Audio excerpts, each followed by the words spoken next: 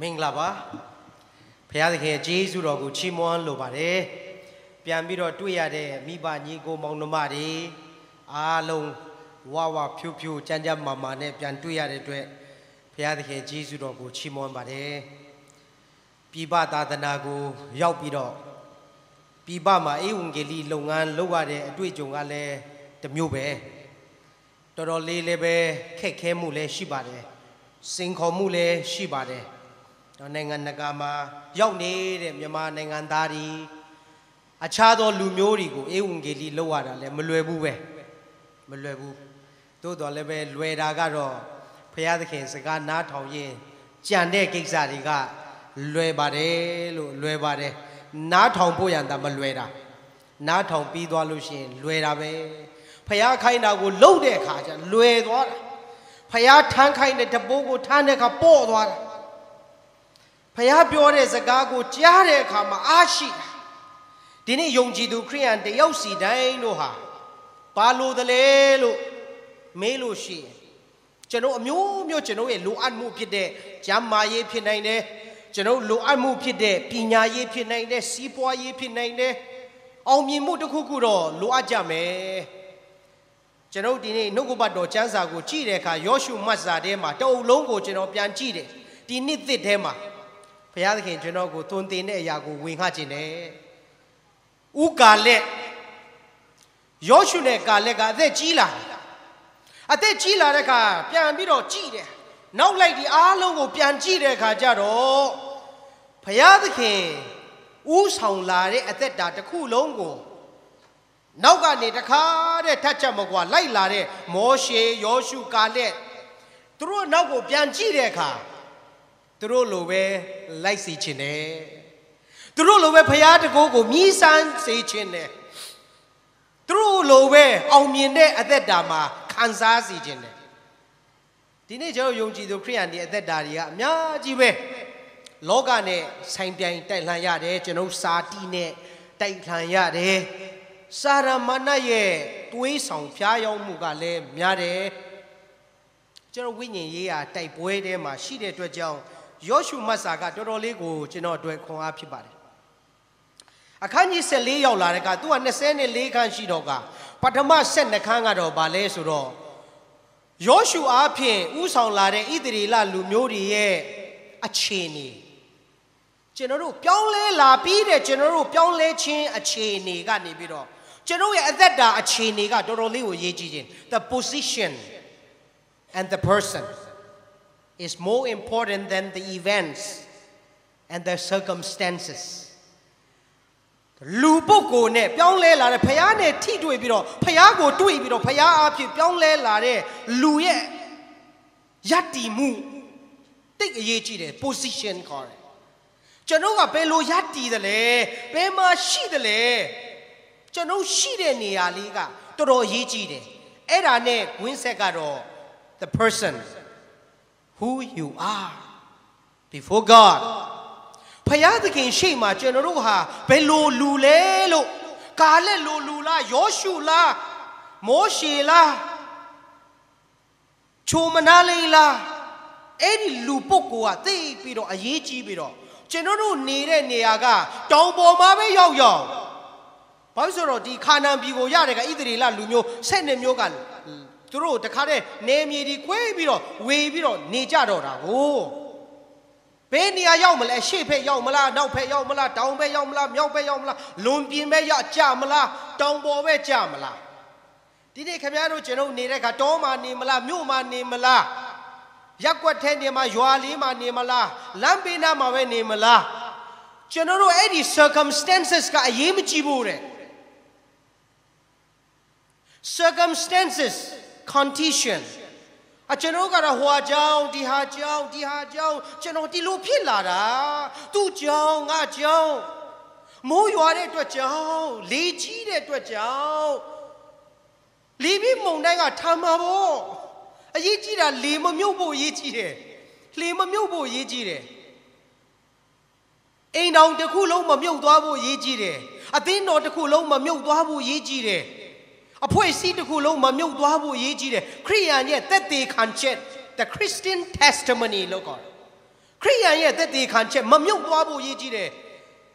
ကျွန်တော်ရဲ့အငံစားရတာမရှိတော့ဘာဖြစ်လို့လဲအခြေအနေကိုကျွန်တော်က depend လုပ်ယောရှုနဲ့ကာလက်ကလည်းပြောမယ်ဆိုရင်သူတို့ depend လုပ်စရာဘာမှမရှိဘူးဘုရားမှလွဲလို့သူ့ရဲ့အခြေမြစ်လေးကတော့ဒီပုဂ္ဂိုလ်နဲ့ဒီအခြေအနေဟာဘုရားဘုန်းတော်ထင်ရှားစေဖို့ရန်လမ်းတစ်ခုရှိတယ် They wholly follow God They wholly follow God ဘုရားသခင်နောက်တော်သို့လုံးလုံးလိုက်တော့ကြောင်းကောင်းစဉ်ကတရားဟောချက်ကဒီနေ့ပါကြားလေဟေ့မေးလို့ရှိရင်တငယ်ချင်းမိတ်ဆွေအိမ်သားတွေကိုပြန်ပြီးဝင်ငှကြမယ်ဆိုရင်လုံးလုံးလိုက်တော့ကြောင်းဘာဖြစ်တာလဲလုံးလုံးမလိုက်ခဲ့တော့ကြောင်းဘာဖြစ်တာလဲတခြားမရှိဘူးကျွန်တော်တို့ကအင်မရာမဖျားသခင်အလုံးမှာအလုတ်ကများကောင်းများမယ်လုံးလုံးမလိုက်ဘဲနဲ့များလို့ရတယ်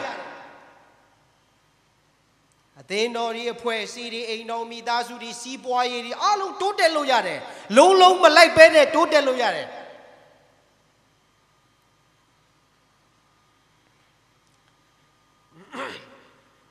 အငယ်ကိုမှာကြည့်တဲ့အခါထိုနေ့ရက်၌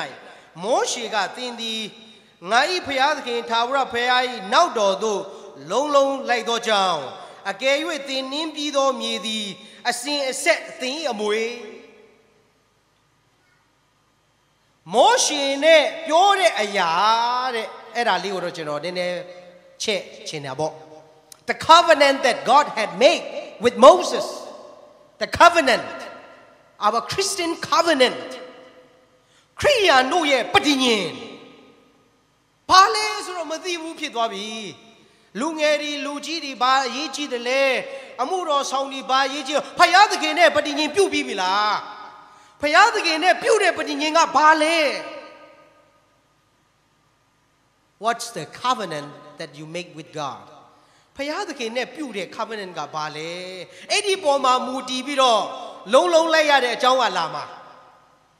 အဲ့ဒီ covenant မရှိရင်တော့လွတ်လပ်တယ်လှုပ်ချင်တယ်လို့လှုပ်နေချင်တယ်လို့နေဘုရားသခင်အမှုတော်လဲဆောင်ရတယ်ဒါပေမဲ့ covenant မရှိဘူးနော်ကျွန်တော်အိမ်တော်မိသားစုမှာ covenant ရှိတယ် covenant လို့အသင်းတော်မှာ covenant ရှိတယ်နှုတ်မလို့ရှိရင်တော့ဩဝါဒမျိုးစုံနောက်လိုက်သွားနိုင်တယ်ဘာဖြစ်လို့လဲဒီ covenant ကကျွန်တော်တို့ကိုဘယ်မှမရွေ့အောင်လို့ခြိထားတာဖြစ်တယ်ဖယားသခင်နဲ့ပြုသောပဋိညာဉ်ဖြစ်တယ် New Covenant ဒါပေမဲ့မောရှေနဲ့ပြုတဲ့ပဋိညာဉ်ကဘာလဲလို့မေးကြမှာအဲ့ဒါသိဖို့လိုတယ်မောရှေနဲ့ပြုတဲ့ပဋိညာဉ်ကတော့ဟေးမောရှေခါနာပြည်ပဲဟေးသားစီမင်းဆက်အတွက်ငါပေးပြီးပြီနော်အဲ့ဒါကိုကြားယောင်ဖို့သားစီမင်းဆက်ကိုဝင်ခတော့အမွေပေးပြီးပြီ the spiritual inheritance လို့ခေါ်တယ်ဝိညာဉ်ရေးရအမွေကျွန်တော်မိဘတွေအဖိုးဘွားကသားသမီးတွေကိုပေးရလား covenant ကိုမပေးဘူးဆိုရင်သားသမီးတွေကတော့လောကနဲ့ covenant လုပ်မိရင်စာရမဏတ်နဲ့ covenant လုပ်မိရင်စာတိနဲ့ covenant လုပ်မိရင်ပါတာတရားတွေနဲ့ covenant လုပ်မိရင်သွားပြီစိတ်မချရတော့ဘူး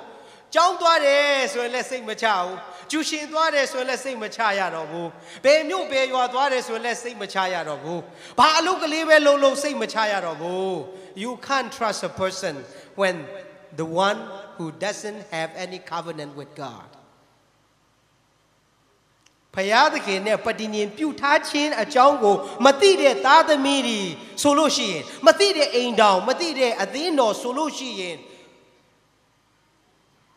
ကျွန်တော်တို့ရဲ့ဘဝသက်တာဆုံးရှုံးမှုအများကြီးရလိမ့်မယ်ဆုံးရှုံးမှုအများကြီးရလိမ့်မယ်ကယ်တင်ခြင်းကိုမဆုံးရှုံးပေမဲ့အသက်တာဘိုက်ဆိုင်ရာမှာအများကြီးဆုံးရှုံးသွားလိမ့်မယ်2009နှစ်တည်းရဲ့တလျှောက်လုံးမှာကျွန်တော်တို့စဉ်းစားရမယ်ချက်ဖယားသခင်နဲ့ကျွန်မဘယ်လိုပဋိညာဉ်ရှိတယ်လဲဖယားသခင်နဲ့ကျွန်တော်ရဲ့ပဋိညာဉ်ကဘာလဲမနေ့တိုင်းအိယာထပြီဆိုကျွန်တော်ဆက်ကဆူတောင်းမယ်ဆိုတဲ့ပဋိညာဉ်လားငါတို့ကျမ်းစာကိုနေ့တိုင်းဖတ်မယ်ဆိုတဲ့ပဋိညာဉ်လားငါတို့တရားဟောဖို့အတွက်တရားဟောချက်ပြင်ဦးမယ်ဆိုတဲ့ပဋိညာဉ်လားငါတို့ပေးလူဦးမယ်ဆိုတဲ့ပဋိညာဉ်လား တက်တည်မှန်မှန်ခံမယ်ဆိုတဲ့ပဋိညာဉ်လားကျွန်တော်တို့အသက်တာမှာပြုနိုင်ပါတယ်အိမ်တော်မိသားစုမှာလိုအပ်တာဘုရားသခင်နဲ့ပဋိညာဉ်ပြုတဲ့အချက်ဟာကျွန်တော်တို့ဆိုတဲ့ပုဂ္ဂိုလ် the person and the position where God will bless for his glory ဘုရားသခင်ကောင်းချီးပေးပြီးတော့ဘုရားဘုန်းတော်ထင်ရှားစေနိုင်တဲ့အရာကတော့ပဋိညာဉ်သိခြင်းပဲဒါပေမဲ့ဓမ္မသစ်ကာလကျွန်တော်တို့အားလုံးသိတယ်ပဋိညာဉ်တရားကတော့လက်ဝါးကတိုင်တရားပဲအသွေးတော်သွင်းတဲ့တရားပဲပြီးသွားပြီဘုရားသခင်ရဲ့လှုပ်ဆောင်ချက်ဟာကျွန်တော်ရဲ့အသက်တာမှာအဲ့ဒါကိုပြန်စဉ်းစားတာကျွန်တော်1989ခုနှစ်ဧပြီလ1ရက်မှာခရစ်တော်ကိုယုံကြည်လက်ခံပြီးတော့ပြောင်းလဲလာတဲ့ကျွန်တော်ရဲ့အသက်တာဟာခရစ်တော်နဲ့ပြုတဲ့ပဋိညာဉ်ပဲမလဲနိုင်တော့ဘူးလောကအရာကလည်းကျွန်တော်ကိုမခွာနိုင်တော့ဘူးမကွာစေနိုင်တော့ဘူးအဲ့ဒီပဋိညာဉ်ကတော်တော်ကောင်းတာပဲဒါကြောင့်ယောရှုနဲ့ကာလက်တို့ကဆက်ပြီးပြောတယ်ဟေးသားစီမြေးဆက်တို့အမွေကတော့ရနေပြီဟဲ့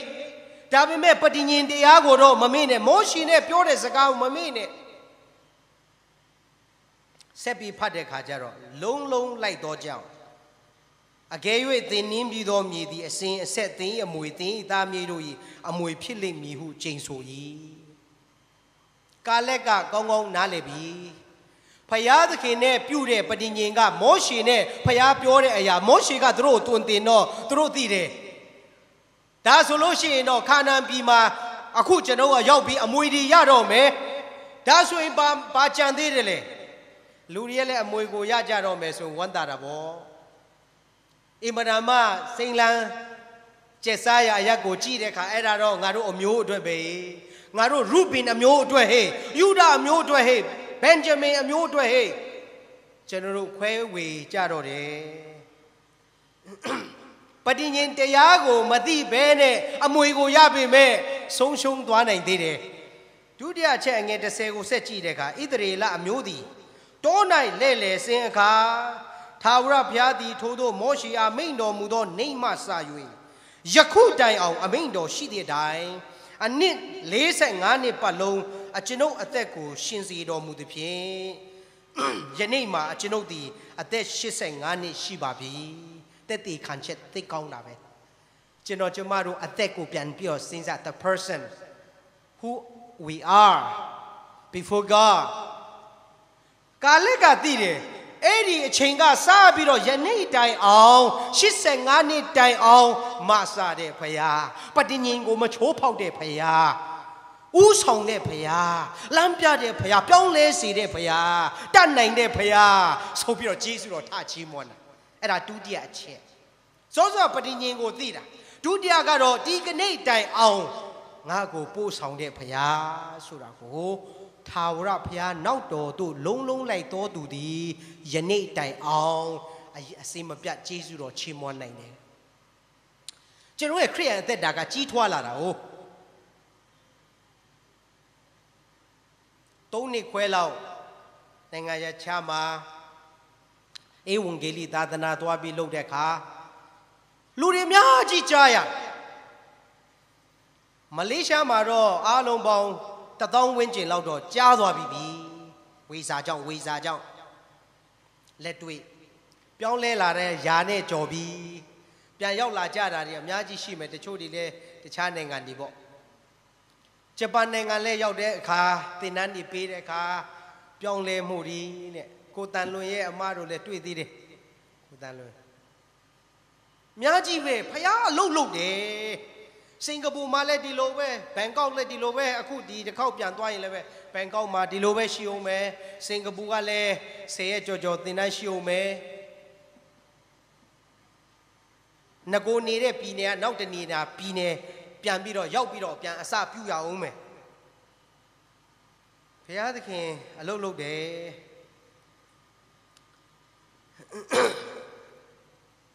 ကာလက်ကတော်တော်လေးကို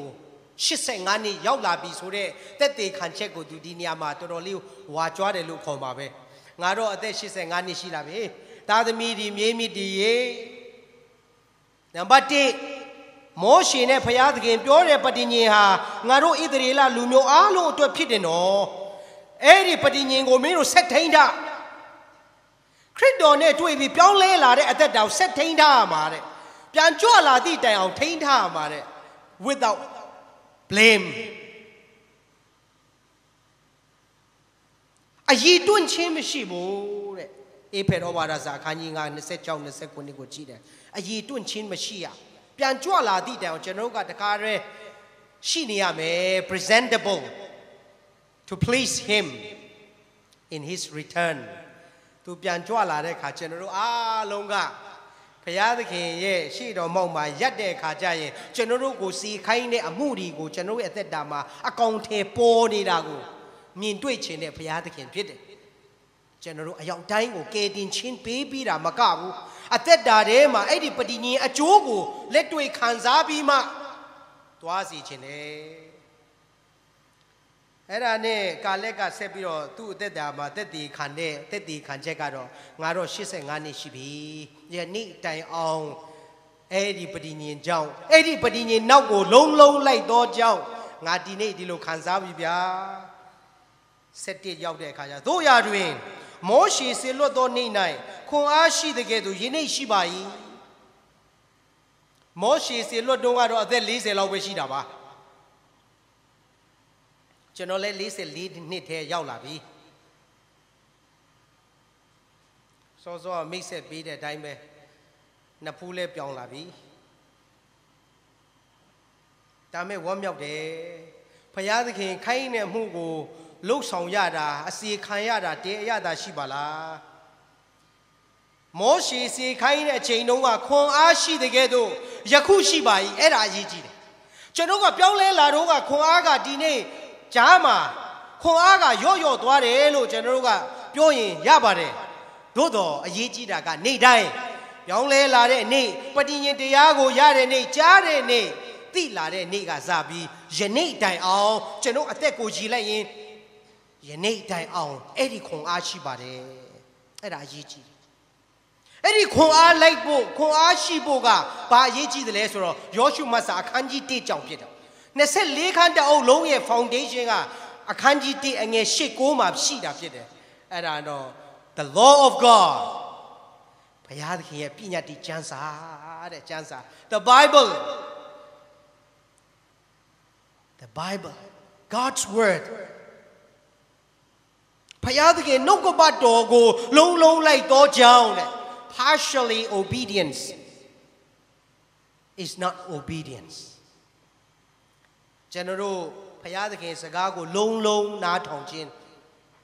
Pibade. General not Tonchin, a pine away, you be not hung with apply low widow, Jane, Namatome, Bango, Petalu, Mayabu. Joshua Gale Bajo, Jenita on Koashi the lay. She thought about makes with me by Nigo Monomado, at that da ain't down my Jenita on Koashi by Ilo. Tabi on a boyan. Tabi Piadaki Shema, that they can name boyan. Either la lu upon Shema, Piobia name boyan, no. Eddie no go bad dogo, Milu Miabu.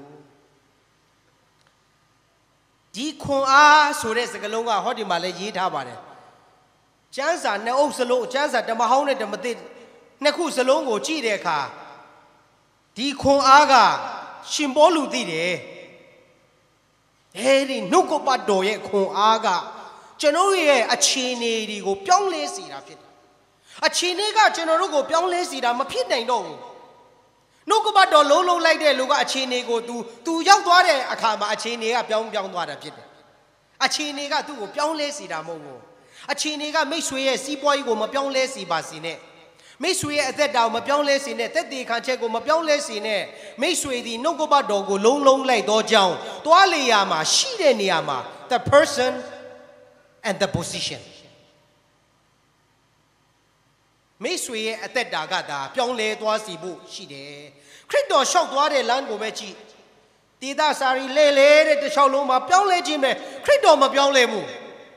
Dine Camaro Genole at that dama, Pyong le la bidega. Muro sound a carpet pipi, Toala de carpet, Loga dem a sea boy in it, looks on Jade carpet, Generuga Piang le dware sumapine. For those who follow holy, the law of God will never sink, will never fall apart. ယ်တော့မှပြိုလဲခြင်းမရှိဘူးကောင်းလိုက်တဲ့နှုတ်ကပတ်တော်ပဋိညာဉ်ကိုကာလက်ကသိတယ်ငါယနေ့တိုင်အောင်ခွန်အားရှိစဉ်းစားကြည့်40နှစ်ကခွန်အား physically ကိုယ်ကာယခွန်အားကိုပါပြောနေတာဖြစ်တယ်အံ့ဩစရာကောင်းတာနော်ဗိုက်တာမင် A ကနေ Z အထိစားလို့ခွန်အားရတာပြောနေတာမဟုတ်ဘူးဖယားသခင်လှုပ်ဆောင်မှုကဘယ်လောက်အောင်ဆိုဒီနေရာမှာကျွန်တော်တို့အကားချဲ့ပြီးတော့ဥကာလက်ကငါ85နှစ်မှာလဲအဲ့တုန်းကဆန်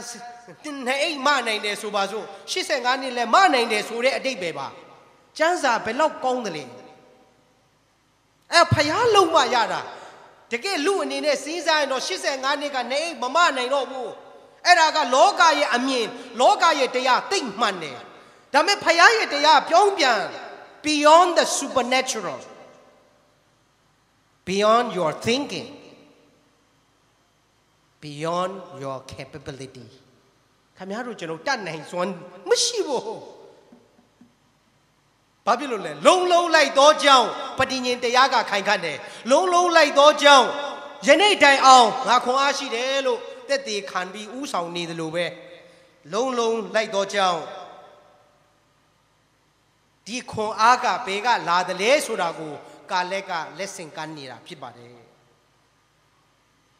အဲ့ဒါခွန်အားကြောင့်ဘာလို့မှလဲအဲ့ခွန်အားရှိတာနဲ့အိမ်မှာပက်လက်ကလတ်တိုင်းနဲ့နေရောလားမဟုတ်ဘူးခွန်အားရှိတာနဲ့အေးဆေးပဲငါလည်းကဲတင်ချင်းရပြီခရစ်ယာန်သက်တာလဲကြွားဝိညာဉ်အသီးလဲအများကြီးသီးပြီကွာအေးဆေးနားယူတော့မယ်ဆိုတာလည်းမရှိပါဘူးခွန်အားရှိတဲ့အခါဘာလို့ရမှာလဲဆိုတာကိုသိတယ်ကာလက်ကဟေးဦးယောရှုကအသက်60လောက်ရှိနေပြီဒီနေရာမှာ85နှစ်ကငလေး9နှစ်လောက်ပဲกว่าတာသူတို့ဦးယောရှုကဲကွာလူတွေကတီတောင်ကိုခြံသွားပြီးတော့မရွေးတာဘာဖြစ်လို့လဲအဲ့ဒီတောင်ဘယ်သူမှမရွေးတဲ့တောင်ကိုတော့ငါ့ကိုပေးပါဦးငါခွန်အားရှိပါသေးတယ်အဲ့ဒီတုန်းကခွန်အားနော်ခါနန်ပြည်သွားထောင်လှမ်းတော့ခွန်အားနော်ခါနန်ပြည်ကိုဝင်တိုက်တဲ့ခွန်အားနော်တိနာတောကလေးကလာကလေးကခွန်အားအဲ့ဒီခွန်အားတွေအားလုံးရှိသေးတယ်ငါ့ကိုပေးပါဒီတောင်ကိုငါ့ကိုပေးပါလို့အဲ့ဒီတောင်ကဘာလဲ literally အဲ့ဒီချိန်ကာလကတော့အာနကလူတွေ giant people အာနကလူတွေခိုင်ခတ်တဲ့မြို့ရိုးတွေစောက်ပြီးတော့တောင်ပေါ်မှာနေနေတာဘယ်အမျိုးကမှအဲ့ဒီနေရာကိုမရွေးဘူးကာလက်ရေဖုံနာဤသားကရွေးပြီးသူ့နာမည်ကခွေးဟေပြဲလို့သူ့နာမည်ကခွေးအကျင့်မရှိဘူးအော်ဆရာခေါင်းတယ် euphemism စကလုံးနဲ့သုံးထားတာတွယ်ဝိုက်သောစကားဖြစ်တယ်ဘာလဲတိုက်ခိုက်နိုင်သောစွမ်းအားရှိသူကိုပြောတာဖြစ်တယ်တိုက်ခိုက်နိုင်သောစွမ်းအားရှိသူကာလက်ဆိုတဲ့အနာမည်ကတိုက်ခိုက်နိုင်သောစွမ်းအားရှိသူသူ့နာမည်ခွေးဖြစ်ပေမဲ့တိုက်ခိုက်နိုင်စွမ်းရှိသူတဲ့အဲ့ဒီလိုဖြစ်နိုင်လွန်းအားကြီးလို့သူ့နာမည်သူတို့တွယ်ဝိုက်သောနေရာဖြစ်ခွေးပဲလို့သူတို့နာမည်ပေးထားခြင်းဖြစ်တယ်ကာလက်ကဒီတောင်ကိုပေးပါအဲ့ဒီတောင်ကိုတိုက်ခိုက်ပြီးတော့သိမ့်ပိုက်သွားပါတယ်ဘာဖြစ်လို့လဲသူ့နောက်ကျောင်းကိုပြန်ကြည့်တဲ့အခါဟေပြုံမြို့ကိုလည်းအမွေအနေနဲ့ရသွားပြီလေဒီတောင်ကိုမသိမ့်ပိုက်လို့မရနိုင်ဘူးတောင်ပေါ်မှာကိုဟေပြုံမြို့တည်ရတာဘူးဒီနေ့အဲ့ဒီတောင်ကတော့ဘာလဲဆိုရင်မိတ်ဆွေနဲ့ကျွန်တော်ရဲ့အသက်တာမှာဖယားသခင်သိမ့်ပိုက်စေခြင်းတဲ့မာနဆိုတဲ့တောင်ကုံပြိုင်ခြင်းတဲ့တောင်ငါဆိုတဲ့စာတိတောင်ကြီးအများကြီးပဲတတ်မဲ့တဲ့တောင်ကြီးအသွေးသားတတ်မဲ့ရာကိုပြန်လိုက်ခြင်းတဲ့တောင်ကြီးမူရီဆေးဝါးဆိုတဲ့တောင်ကြီးအများကြီးပဲစိုးရင်မှုဆိုတဲ့တောင်ကြီးစားဝတ်နေရေးဆိုတဲ့တောင်ကြီးကြီးလိုက်တာဇာဝတ်နေရေးကြီးလိုက်တာဒီတောင်တော်မြင့်တာပဲအာနကအဲ့ဒီမှာမြို့ကိုတည်ထားတာနော်ကာလက်လိုမိတ်ဆွေနဲ့ကျွန်တော်တို့မှာခွန်အားရှိပြီဆိုရင်တော့ပြီးပြီအဲ့ဒီအာနကလူတွေကိုတက်ပြီးတော့သိမ့်ပိုက်ရုံပဲအဲ့ဒါအရသာရှိခရိယာအသက်တာလွန်ပြင်းကြီးပဲလိုက်နေလောတာလိုပဲလွန်ပြင်းပဲအားလုံးကြိုက်နေရင်တော့မလွယ်ဘူးလောတာလိုဖြစ်မှာပေါ့လွန်ပြင်းပဲရွေးတဲ့ခရိယာတွေကတော့သွားကုန်ပြီမိတ်ဆွေတို့ကျွန်တော်ရှေ့မှာသွားကုန်ပြီတွေ့ရမယ်ကြားရမယ်လွန်ပြင်းကိုမရွေးပါနဲ့ဖ ယားသခင်ပေးတဲ့အမွေဆုံးရှုံးသွားနိုင်တယ်အဲ့ဒါနဲ့7နှစ်ရောက်လာတဲ့အခါကျတော့ငါတတ်စွမ်းနိုင်တယ်နော်တို့ဖြစ်၍ထိုနေ့၌ထာဝရဘုရားမိန့်တော်မူသောဤတောင်ကိုကျွန်ုပ်အားပေးပါဤတောင်ပေါ်မှာအာနကလူရှိကြောင်းကို၎င်းကြီးမားခိုင်ခန့်သောမြို့နှင့်ပြည့်စုံကြောင်းကို၎င်းထိုနေ့၌ကိုတော်သည်ကြားရပြီတို့ရာတွင်ထာဝရဘုရားသည်ကျွန်ုပ်နှင့်အတူရှိတော်မူလျှင်အမိန့်တော်ရှိသည့်အတိုင်းထိုသူတို့ကိုနှင်ထုတ်ခြင်းဟာတတ်စွမ်းနိုင်ပါ၏ဒီတောင်ကိုပေးပါဆိုပြီးတော့ငါတော့မတတ်နိုင်ဘူးဆိုပြီးတော့မဟုတ်ဘူးဒီတောင်ကိုပေးပါငါတတ်စွမ်းနိုင်တယ်ဘာဖြစ်လို့လဲကိုတော်ဟာကျွန်ုပ်နဲ့အတူရှိတော်မူတဲ့အတွက်ကြောင့်ဘုရားသခင်နဲ့အတူရှိတဲ့အတွက်ကြောင့်ယောမဩဝါဒစာတအုပ်လုံးရဲ့တော့ချက်တစ်ခုကပါလဲယောမဩဝါဒစာယောမယုံကြည်သူတွေကိုပေါလုကဘာအားပေးလဲဘုရားသခင်ငါတို့ဘက်မှာရှိရင်တခြားတစ်ဘက်မှာဘယ်သူရနိုင်မှာလဲခံရနိုင်မှာလဲ Who can against us if God be for us and with us ဘယ်သူဆန့်ကျင်နိုင်မှာလဲအဲ့ဒီတောင်ကိုသူကတိုက်ခိုက်သိမ်းပိုက်တဲ့အတိုင်းဒီနေ့ချစ်တော်မိဘညီကိုမောင်နှမတို့ကျွန်တော်တို့တယောက်စီတိုင်းရဲ့ဝိညာဉ်ရေးရာတိုက်ပွဲမှာအာနဂရီဆိုတဲ့ကျွန်တော်ရဲ့စုံစမ်းနောက်ဆက်ခြင်းတွေကျွန်တော်တို့ရဲ့ခြံထားတဲ့အရာလေးတွေလွန်ပြင်းရွေးကုန်ပြီဂျန်တဲ့လူတွေကရကုန်ပြီတကယ်တော့ယောရှုကနောက်ဆုံးမှအမွေရတာပါကာလက်ကဒုတိယလူဂျန်တဲ့မျိုးတွေကကြိုက်တာရွေးကုန်ပြီကာလက်ကတော့ဘုရားသခင်ပေးတဲ့အစွမ်းတတ္တိနဲ့ဒီတောင်ပေါ်မှာရှိတဲ့အာနဂကိုနှင်ထုတ်နိုင်တယ်ဒီနေ့မိတ်ဆွေနဲ့ကျွန်တော်အထဲကဘုရားသခင်မနှစ်သက်တဲ့အရာတွေရှိရင်နှင်ထုတ်နိုင်တဲ့ခွန်အားလိုတယ်အဲ့ဒါကနှုတ်ကပတ်တော်ယောရှုတိအငယ်8ပဲနေညမပြတ်နှုတ်ကပတ်တော်ကိုစင်ကြင်အောက်မေ့တာဖတ်ရှုလေ့လာတာအဲ့ဒီနှုတ်ကပတ်တော်မပါရင်မပြီးဘူးကြည့်လိုက်တာနဲ့လူတယောက်ရဲ့အသက်တာကိုကြည့်လိုက်တာအောင်မြင်သလားမအောင်မြင်လားဆိုသိနိုင်ပါတယ်စီးပွားရေးပဲဖြစ်ဖြစ်ပညာရေးပဲဖြစ်ဖြစ်လောကီရေးပဲဖြစ်ဖြစ်အသက်တာပဲဖြစ်ဖြစ်အမှုတော်ဆောင်တဲ့လုပ်ငန်းပဲဖြစ်ဖြစ်ကြည့်ရသိတယ်ကာလက်ကဒီတောင်ကိုရပြီဒါကြောင့်ဒီနေ့ကျွန်တော်တို့အထဲမှာရှိတဲ့တောင်ကြီးကဘာများပါလဲစင်ကြင်ရအောင်ခွန်အားယူရအောင်နှင်ထုတ်နိုင်သောစွမ်းအားကိုဘုရားကပေးတာဘုရားနဲ့အတူရှိပြီးအတူတိုက်တာဖြစ်ပါတယ်ဘုရားကပဲဥဆောင်ပေးတာလည်းဖြစ်ပါတယ်နောက်ဆုံးကြတော့အဲ့ဒီလိုစွမ်းအားနဲ့တိုက်ခိုက်လိုက်တဲ့အခါအဲ့ဒီအကြောင်းကြောင့်အငယ်73မှာထိုအခါယောရှုသည်ကောင်းချီးပေး၏ Then Joshua blessed him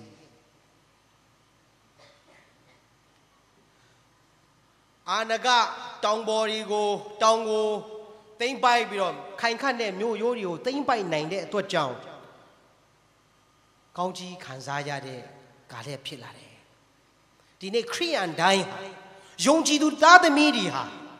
ဒီနေ့အာနဂရဲ့စိုးမိုးမှုအာနဂရဲ့ချင်းချောက်မှုအများကြီးဖြစ်နေတယ်